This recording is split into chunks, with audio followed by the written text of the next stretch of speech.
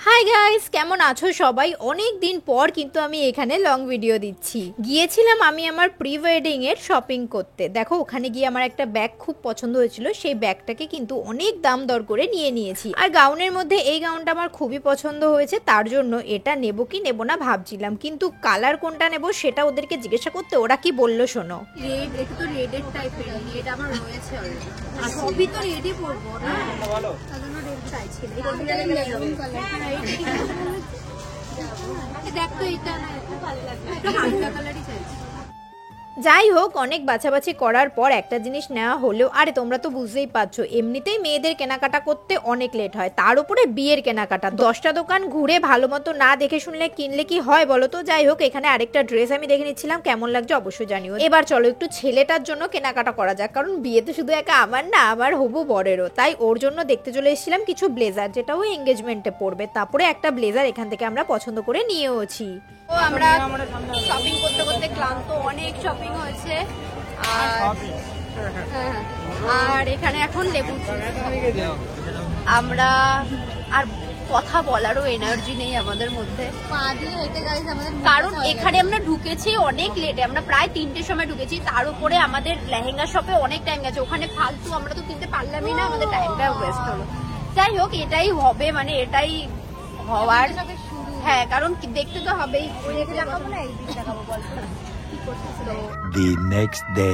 এখন অনেক সকাল হয়ে গেছে আর এখন আমরা চলে যাচ্ছি। কালকে যেতে পারিনি কারণ কালকে তো অনেক রাত হয়ে গেছিল, তোমরা দেখলেই। ঠিক আছে, তো এই যে আমি প্যাকিং এখানে কমপ্লিট করে নিচ্ছি, কিন্তু কিভাবে যাবো এগুলো নিয়ে এটাই হচ্ছে চাপের। বাইকে বসলে আমি না উল্টে পড়ে যাই। টাটা। কি বললি? অবশ্যই, আর ভালো করে খেতে দিবি। মা তুই কি খারাপ রে, তুই তো বলেছি ক্যামেরা এরকম হচ্ছে কেন? গাই তো নিজে বলেছে এখন ক্যামেরা এরকম করছে। এই বেচারার জুতো কুকুর নিয়ে চলে গেছে, ওই যে ওর একটা জুতো, গাই বেশি দাম ছিল না, মাত্র 40,000। ওই যে জুতো নিয়ে চলে গেছে, সবাই খুঁজতেছে। দেখো ওই যে ওই একজন খুঁজতে গেছে, এই একজন খুঁজে আসলো।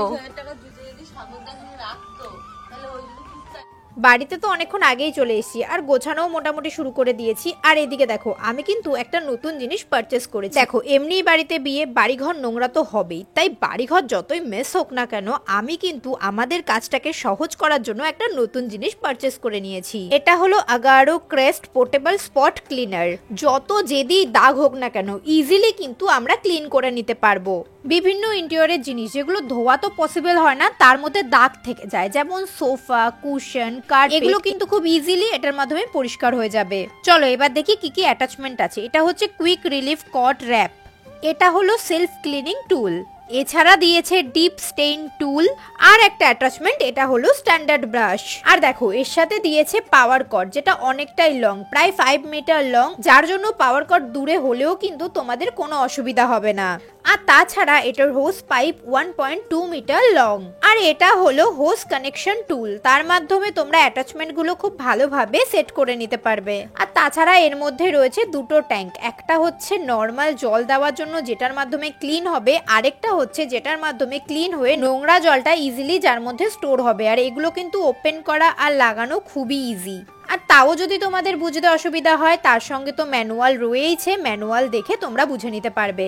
আর দেখো এই কুইক রিলিজ কট র্যাপটাকে কত ইজিলি আমরা ইনপুট করে নিলাম, আর কটটাকে কত ইজিলি এর মধ্যে আমরা জড়িয়ে রাখবো, যার মাধ্যমে কোনো সমস্যা হবে না। এবার দেখো এই অ্যাটাচমেন্টগুলো এটার মধ্যে ইনপুট করা কিন্তু খুবই ইজি, আর ওপেন করাও। পেছনে একটা সুইচ দেওয়া আছে, সেটা প্রেস করলেই কিন্তু এটা ওপেন হয়ে যাবে। দেখলে কতটা সহজ। আর এইটা হচ্ছে পাওয়ার কর্ড, যার মাধ্যমে মেশিনটা অন হবে।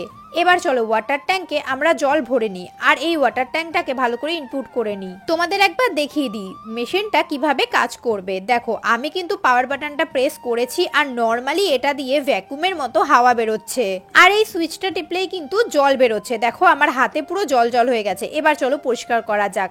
এই সাদা চাদরে হলুদ পড়ে গিয়েছিল, যতই কিছু করি না কেন পুরো চাদরটা হলুদ আমি একদমই হতে দিতে পারি না, তার জন্য এই ডিপ স্টেইন টুলস দিয়ে আমি ইজিলি দেখো কত সুন্দর ড্রাই ক্লিন করে নিলাম।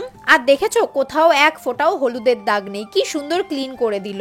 আমাদের বাড়িতে সোফা বলো বা এরকম পর্দা বলো, হাত মোছা তো আমার মানে জন্মগত রোগ, কেন জানি না আমার হাত মোছার জায়গা হচ্ছে এই পর্দা, আর সেই কারণেই এই পর্দাগুলো খুবই নোংরা হয়। তার জন্য দেখো কত ইজিলি কিন্তু আমি এটাকে পরিষ্কার করে নিচ্ছি, ধোয়ার কোনো ঝামেলাই থাকলো না। আমি তো এগুলো আমার পর্দা আর বেড কভারে দেখালাম, তোমরা কিন্তু এগুলো ইউজ করতে পারবে সোফা, কুশন, তোমাদের গাড়ির সিটেও, যেগুলো অল টাইম ডিপ ক্লিন করা পসিবল হয় না, জল দিয়ে ধোয়া পসিবল হয় না, তোমরা কিন্তু এই টুলসগুলোর মাধ্যমে ইজিলি পরিষ্কার করে নিতে পারবে। টিফিন করার সময় অনেকবার এরকম বেডে বা সোফার মধ্যে সস পড়ে যেতেই পারে, সেই কঠিন সসের দাগও কিন্তু খুব ইজিলি তোমরা এটার মাধ্যমে ক্লিন করতে পারবে।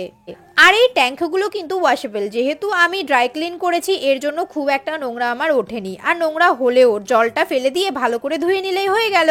এবার হয়তো তোমরা ভাবছো এটার কি কাজ, এটা হচ্ছে সেলফ ক্লিন করে, এটা আটকে তারপরে তোমরা সুইচটা অন করে দিলে সেলফ ক্লিন হয়ে যাবে মেশিনের ভেতরটা। তাহলে কি দেরি না করে তোমরাও কিনে ফেলো আগারোর ক্রেস্ট পোর্টেবল স্পট ক্লিনার। আমার ডেসক্রিপশন বক্সে লিংক কিন্তু দেওয়া আছে। আমি তো সমস্ত কিছু ক্লিন করে নিয়েছি, এখন আমি বসে পড়েছি আমার ব্যাগ গোছাতে, কারণ তোমরা তো জানোই আমি প্রি ওয়েডিং শুটে গিয়েছিলাম আর তার ভ্লগ আমি এখন ছাড়বো। আমার কিন্তু শুট কমপ্লিট হয়ে গেছে, কিন্তু ওখানে গিয়ে কি হয়েছে না হয়েছে সব ভ্লগ তোমাদের জন্য আমি রেডি করে রেখেছি। বাই দ্য ওয়ে, ভিডিওগুলো কেমন লাগছে সেটা কিন্তু অবশ্যই কমেন্ট করে জানিও। জানো তো এটা আমার স্বভাব, নিয়ে যাব ভরে ভরে জামা কাপড়, কিন্তু পরবো ওই 2-4টে, কিন্তু এখন কিন্তু সবই আমি নিয়েছি, সব আমার প্রি ওয়েডিং এর পরারই জামা কাপড়। আর যেহেতু আমরা রাতে বেরোবো এর জন্য দেখো আগের দিনে কিন্তু আমি প্যাকিংটা কমপ্লিট করে রেখে দিয়েছি। সুকন্যা বলে একজন কমেন্ট করেছে, তোমাদের দুজনকে আমার খুব ভালো লাগে, দারুণ লাগছে, thank you so much Sukanya.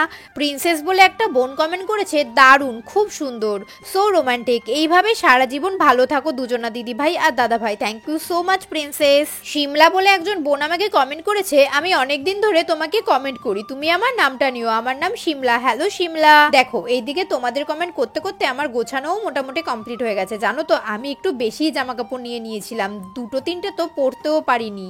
আর আমার কপালটা এতটাই ভালো ছিল যে এই 2 দিন আমরা প্রি ওয়েডিং শুটের জন্য ছিলাম, সেই 2 দিনই ওখানে বৃষ্টি হচ্ছিল, যার জন্য তো পুরো মেস হয়ে গেছিল পুরো ব্যাপারটা। কি হয়েছে না হয়েছে সব তোমরা দেখতে পাবে আমার ভ্লগগুলোতে, তার জন্য চ্যানেলগুলোকে সাবস্ক্রাইব করে রাখতে হবে। আর হ্যাঁ, রাখি দেবনাতেও কিন্তু ভ্লগ আসছে। যাই হোক, ভিডিওটা কেমন লাগলো অবশ্যই জানিও, আর সবাই খুব ভালো থেকো। আজকের মতো টাটা।